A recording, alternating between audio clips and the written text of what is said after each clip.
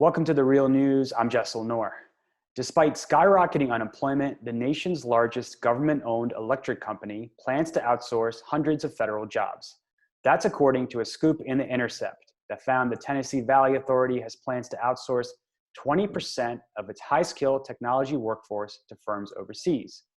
The move comes despite Trump's so-called America First policy and amidst an economic collapse that's left more than 30 million, or 1 in 7, workers unemployed. The jobs at stake are union, and the workers say the move is an attack on organized labor and will cost the local economy $88 million over 5 years. The Tennessee Valley Authority brought economic development and energy generation to the region and was a New Deal initiative which helped lift the economy out of the Great Depression. Well, now joining us to discuss this is the piece author, Rachel Cohen, contributing writer for The Intercept and a freelance journalist based in Washington, D.C. Thanks so much for joining us, Rachel. Thank you for having me. So congrats on this scoop, because it's already made an impact. So I want to ask you about that. And so I guess let's start off by talking about the administration's actions versus its rhetoric of putting America first, as we've heard, which is like a campaign slogan. Yeah, I mean, I think it's important to caveat by saying that the discussion around outsourcing happened before the pandemic, but it's only gotten worse, and workers have been applying more and more pressure on the government, saying, at a time of skyrocketing unemployment, why would we be adding to those roles right now on top of everything else that's going on?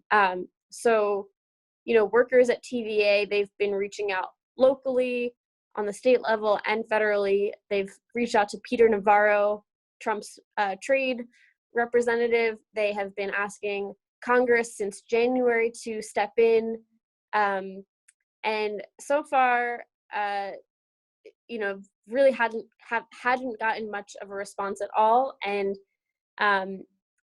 the Tennessee delegation, the workers told me, were pretty dismissive. They don't have much love for union workers, so their protests kind of went ignored. They did get some attention from Alabama lawmakers. Alabama is another state the TVA serves.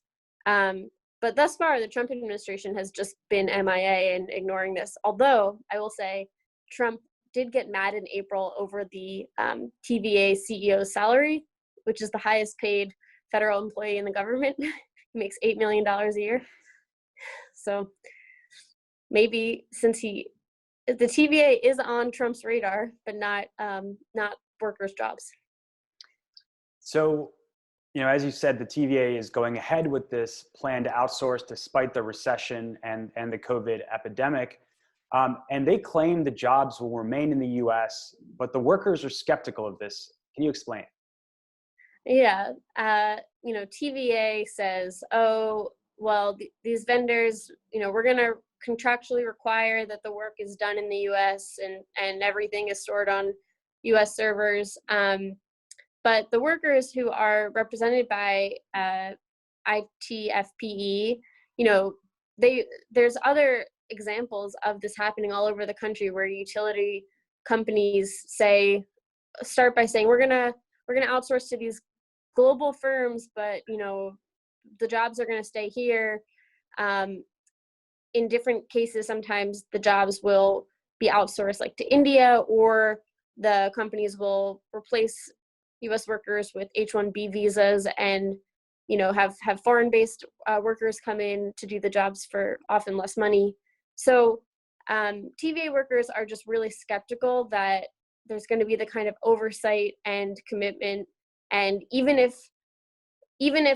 they're U.S.-based workers, there's no guarantee that they're going to be workers in the Tennessee Valley region, which is what TVA is supposed to provide economic opportunity to. So at best, they'll be somewhere in the United States, but they're not promising at all to keep the jobs in the local economy. And what's the justification? Because you write that they don't even say it's about saving money. What is the justification here? Does it really make any sense to anybody except the TVA? Yeah, I was really surprised. I interviewed their spokesperson, and he explicitly said cost savings is not the main reason we're doing this. They also said it has nothing to do with the level and quality of performance of the workers who are there. TVA has had an in-house tech team, for decades, and they have identified no problems. They just have this sense. They say we think we'll be able to be more innovative over the long term if we team up with these larger companies that have more tools and more expertise, but they don't actually have any specific things that they say. And the workers are saying, hey, you don't need to outsource this. We know we're already trained in all these skills. We're doing a great job. We can do the work. The leader of the union thinks that this could be that this might be a strategy to weaken the union, to outsource jobs to non-union jobs. And she said that even though they've had a relatively good relationship, their union with the TVA, over the years, there's just she's like, nothing else makes sense. It doesn't make sense why we would be taking these jobs out of the TVA when we're doing good jobs and everyone knows how to do it. When you're not even trying to save money, what else could it be but this?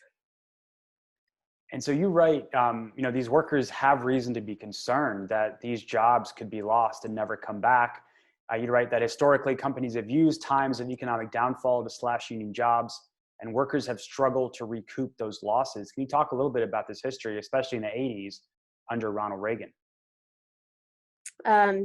Yeah, so we thought that it was important to sort of give context to the fact that economic crises, and especially periods of high unemployment, are typically terrible times for unions. They are times where employers who never like their unions see opportunity to get rid of them, once for all. If you get hired, maybe if they lay off people and they hire back non-union replacements, or they hire you back at lower salary, so you're at a less strong position.